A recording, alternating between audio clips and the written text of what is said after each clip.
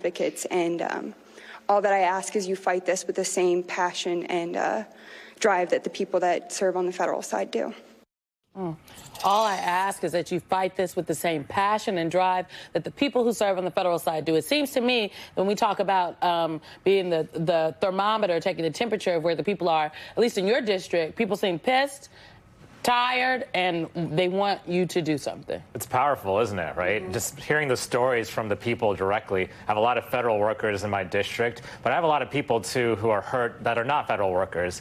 And one thing I keep hearing from the federal workers is that they're not just worried about their job, they're worried about the work that they were doing and how important it was to the American people. When you're talking about nuclear scientists who keep our nukes safe, right? A nuclear scientist came to our town hall, just blew the whistle, and now they're backtracking, right? I think what you're seeing is the Trump administration is backtracking, and they're on defense now because we keep putting the pressure by telling the stories and by speaking up. And so I tell people, you are not powerless. Come out to the town halls or tell your story. We are listening, and we will echo that story, and we will make change. And that fight is now happening inside of his own administration among his own cabinet members. You, of course, saw the explosive meeting this week where you had cabinet members clashing over Elon Musk. As the Times writes, the meeting was a potential turning point after the frenetic first weeks of Mr. Trump's second term. It yielded the first significant indication that Mr. Trump was willing to put some limits on Mr. Musk, whose efforts have become the subject of several lawsuits and prompted concerns from Republican lawmakers, some of whom have complained directly to the president. I'm not 100% sure I agree with that analysis, but I say it all to tee us up so that you can listen to Donald Trump answering some questions about that meeting. Take a listen.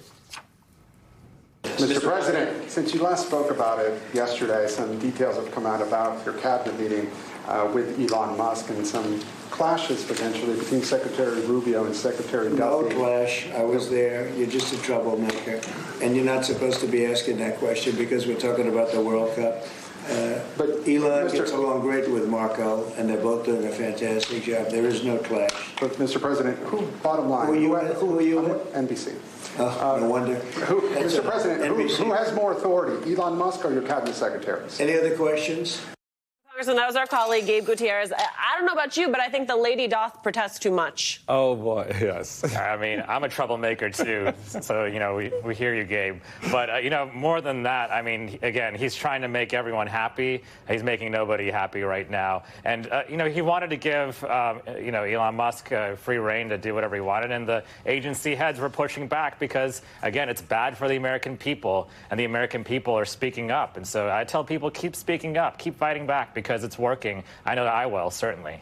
Yeah, Congressman, this whole DOGE thing, this is where I kind of come down at the end of the day. I know Republicans control the House and the Senate and have ceded that authority.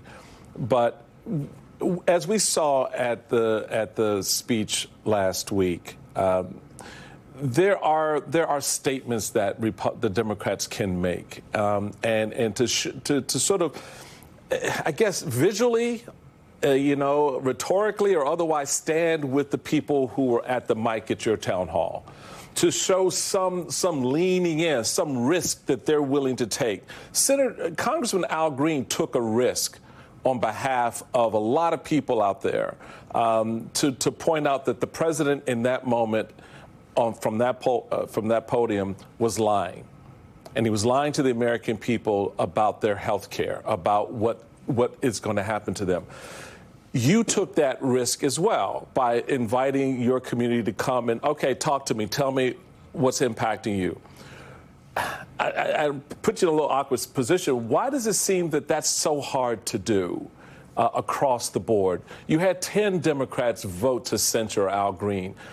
That, I'll be honest with you, wouldn't have happened in a Republican scenario playing up, because there would have been the discipline of knowing we're all going to do this together to make the bigger point. Do you see that changing inside the Democratic caucus, where more folks are going to take that risk like you and Congressman Green? Well, I'll say this. When we have a pretty united message right now, we're going to fight these cuts in Medicaid and Social Security. We're going to fight this budget. We're going to be fighting a lot of what's happening at DOGE because it's affecting all of our communities. So we have a united message. Now, the way people deliver that message might be different, right? Some people might be more aggressive, like Congressman Green was. Some people have a different way, like Senator Fetterman, right? But we have the same message, which is what's happening is not good for the American people, and I think that's really important. So the way I do it is I tell the stories. I get on the House floor and I point out the hypocrisy and the corruption, right? But we've got other people doing it in other ways, and that's okay. I think the diversity amongst the Democratic electorate in the caucus is the challenge, but also the opportunity, frankly. But I just have to wonder, it feels like a tough time to be a Democrat elected to Congress because people are like, the Democrats ain't doing enough, the Democrats ain't doing this, boo the Democrats. Are you all at least even a little bit frustrated with the fact that I think that you have your finger on the pulse of where the people are, especially in your district, but you also just recently came from the local level, state legislature, right? So you had to be close to the people. Are you at all frustrated, or any of your colleagues frustrated by the fact that it seems to be that there are some people within the caucus that maybe aren't as close to the people, therefore there's maybe a little bit of a disconnect in time what the temperature is?